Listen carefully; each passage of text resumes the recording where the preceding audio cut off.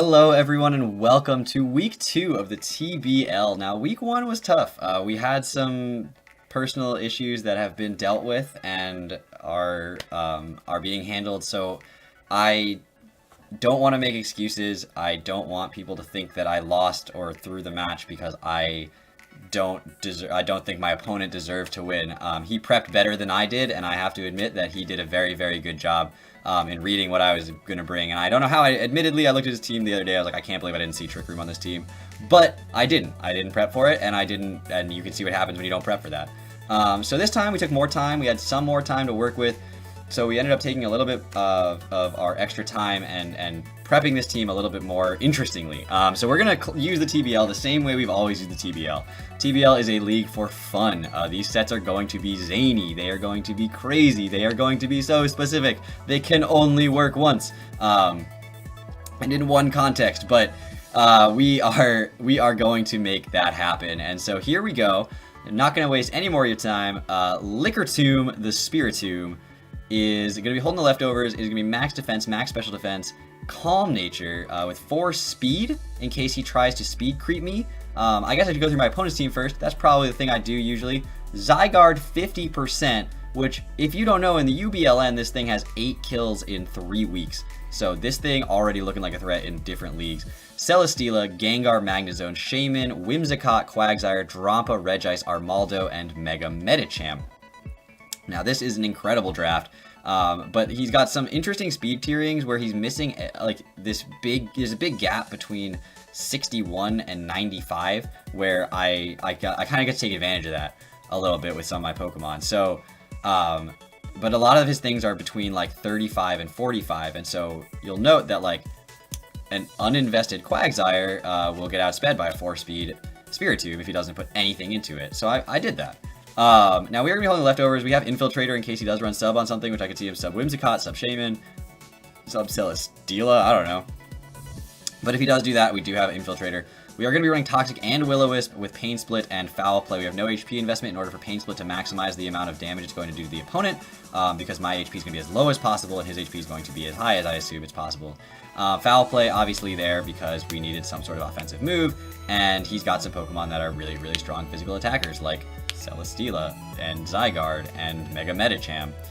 And so we are going to be able to status things. We're going to be able to get things kind of whittling down slowly. His team is extremely bulky, and this Spiritomb is there to slowly help me whittle things down.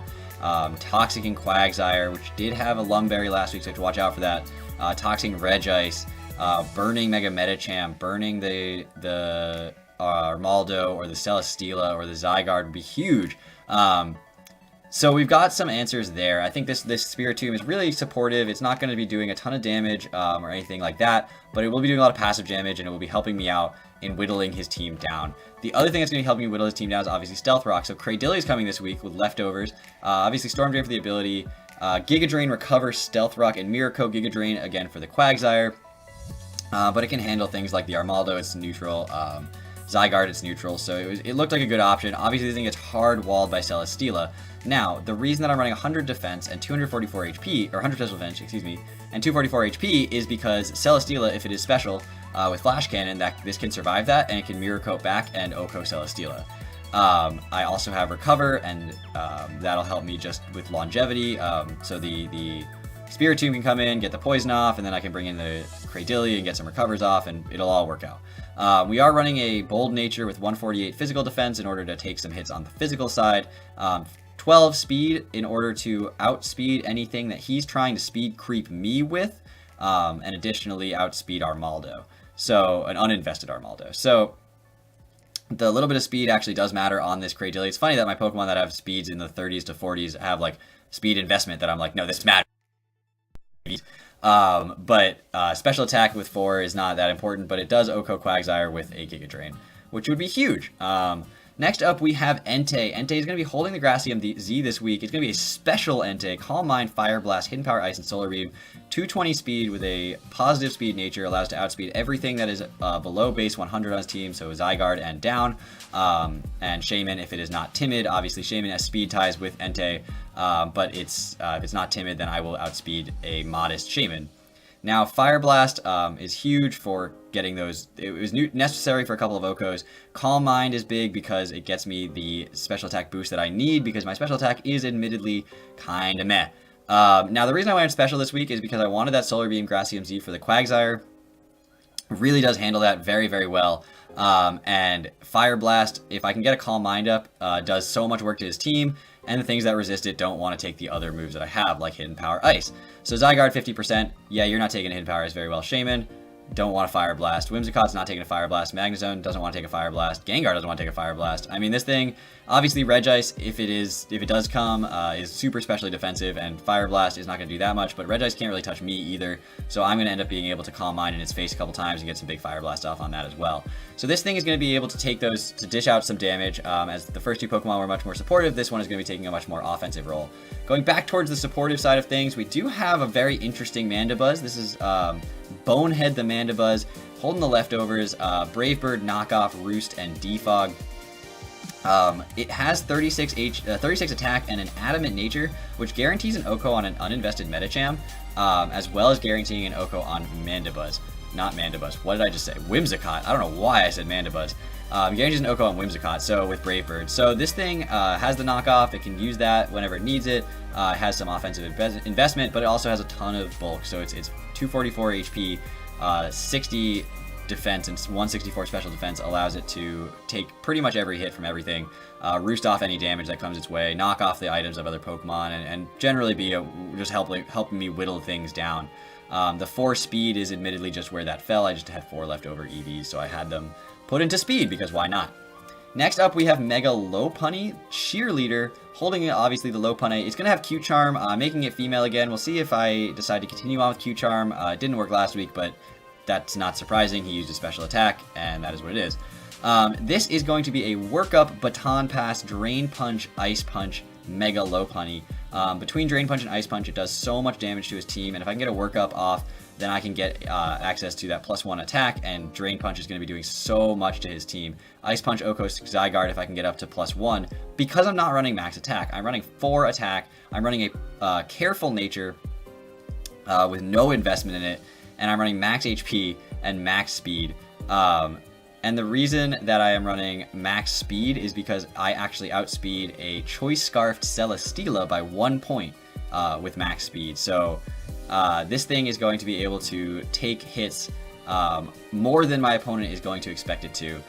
It's going to get that workup off, and it's going to be able to Drain Punch and get some health back if it needs to. But more than that, it has Baton Pass. Now this league, Baton Passing stats is legal as long as those stats are not Evasion or Speed. That you can Baton Pass multiple stats, and you can Baton Pass any stats that are in Evasion and Speed. So getting a workup off and being able to Baton Pass that +1 attack and +1 special attack into something else is really going to help my team out in the long run. The ability that I have with 252 HP and having a pretty decent HP stat, allowing me to take just about any hit from anything. Magnezone's Flash Cannon is a 3-hit KO. Quagsire Scald's a 3-hit KO. So being able to take those hits from those things allows me to have the freedom to set up a workup and click Baton Pass at least once during the match. And that's going to send it out into Sir Mix-a-Lot, the Kyurem Black that we are bringing this week that we didn't bring last week. And I sort of regret not bringing last week. Kyurem Black is stupid strong, and this one's going to be holding an Assault Vest so that it has the bulk in order to take the hits that it needs to take. The 52 HP and 4 special defense with an Assault Vest means that even after Stealth Rocks, this thing can survive a Flash Cannon from a modest max special attack Magnezone. So it's going to be able to take that hit that it needs to take after that Baton Pass, if that is, the way that I go. And it's going to be able to dish out so much damage. 76 speed allows to outspeed everything that is slower than it by nature, no matter what, unless they're scarfed. And yes, Zygarde can outspeed me, but he doesn't know that. And so he may be really, really nervous about this thing, and he as he should be. Terravolt makes it so that his Quagsire is unaware, doesn't matter. And additionally, the ability to have this mix set with a +1/+1 can Oko pretty much his entire team. So Dragon Claw, Ice Beam, Fusion Bolt, and Earth Power is the set. Celesteela is not taking a +1 Fusion Bolt. Ice Beam can Oko Zygarde. Dragon Claw Oko's Gengar. Earth Power Oko's Magnezone. Ice Beam Oko's Shaman and Whimsicott. It does like a boat ton to Quagsire. Drampa doesn't want to take a Dragon Claw. Regice doesn't want to take a Dragon Claw. Armaldo doesn't want to take a Dragon Claw. Mega Medicham doesn't want to take a Dragon Claw. So you can see that his team, if I can get that workup off, if I can get this thing in with its lonely nature, a 204 attack and 172 special attack allows me to kill just about everything on his team in one hit. I just need one workup off on the Lopunny, and I need to get this thing in safely on that, and this thing can destroy his team. Is it going to be perfect? I don't know, because his Zygarde could have priority. His Whimsicott's going to a lot of his Pokemon are going to outspeed, including Gengar, Whimsicott, and Shaman, and Mega Medicham, which could also have Fake Out and Bullet Punch. So I do have to watch out for some of those threats. But the thing is, I don't have to stay in. Like, I can get that kill. I can just click a move on an easy free move, get a huge chunk of damage off, or kill something, and then switch out, and then maybe bring it in later, because I don't need to have it at +1 in order for it to do a ton of damage and just be a generally good wall breaker. Now, the Assault Vest, but the +1 stats is huge, because that gives me effectively +1 attack, defense, and special defense, and when I switch this thing on that Baton Pass. So that's the team this week. I think it should be super fun. It could fail gloriously, and I think that's kind of the fun of the TBL, is that I don't mind if my teams just absolutely just crash and burn. But the thing is, I'm going to bring things that people are not going to be expecting, and hopefully that's going to be able to get me a couple of W's here in the early going. I don't want to fall too far behind in this league. Now, the team I'm playing next week, I don't know if I said it, but it's Beta and the Colorado Colors. He does upload his battles, so I will be posting that link in the description below, so you should check him out if you haven't before. He won his last match pretty big. He's actually currently the overall leader in differential, so shout outs to Beta. We got our work cut out for us this week. I think the creativity in these sets is going to be really fun. I think we're going to be able to put some work in. So I will see you guys with that battle tomorrow. I hope you guys are well until then. I'll see you guys with that battle tomorrow. I hope you guys are well until then. Take care, everybody.